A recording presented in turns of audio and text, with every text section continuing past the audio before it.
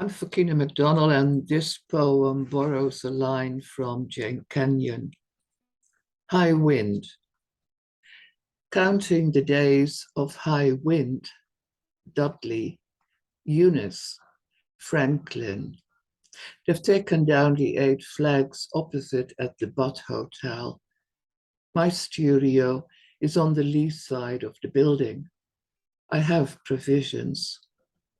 Friday, 2 p.m., the trains stopped running. The risk of falling trees. Rain and sand coat my windows. Nothing but trouble comes to mind. I keep losing at mahjong. On TV, a vet talks about Canada geese dying. It's neurological.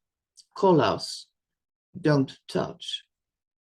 And the railway company doesn't know how to stop storks building nests by the high voltage power lines.